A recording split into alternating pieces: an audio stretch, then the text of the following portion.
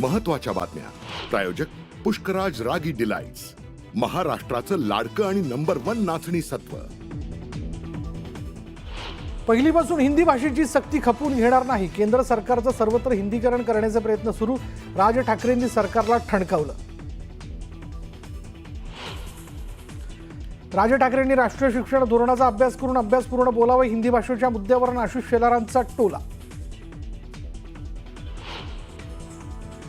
नव्या वक्फ सुधारणा कायद्याला सुप्रीम कोर्टाची अंतरिम स्थगिती. केंद्र सरकारला 7 दिवसात उत्तर देण्याचे आदेश. वक्फच्या मालमत्ता डिनोटिफाय न करण्याच्याही सूचना. भाजप खासदार मेधा कुलकर्णींना अटक करा. नॅशनल कॉन्फरन्स फॉर मायनॉरिटीची मागणी. मेधा कुलकर्णींनी मशिदीत घुसून गोंधळ घातल्याचा आरोप. काँग्रेस नेते संग्राम थोपटे काँग्रेसला सोडचिठ्ठी देणार. लवकरच करणार भाजपमध्ये प्रवेश. सूत्रांची न्यूज 18 लोकमतला माहिती.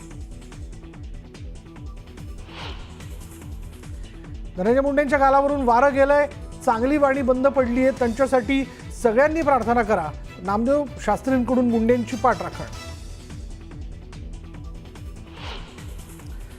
तुम्ही को पायलट नाही तर तुम्ही लोको पायलट आहात. एकनाथ शिंदेंनी को पायलटच्या मुद्द्यावरून केलेल्या वक्तव्यावर राऊतांचा शिंदेंना मिश्किल टोला.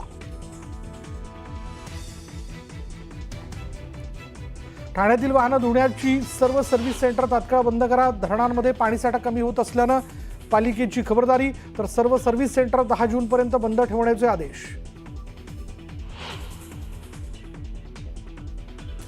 मेट्रो 7 मार्गिकेचं काम प्रगतीपथावर. टनेल, बोरिंग मशीन, बोगदा खडून बाहेर. तर पुढील वर्षापर्यंत अनेक मेट्रो मार्ग सेवेत येतील. मुख्यमंत्री फडणवीसांचं आश्वासन.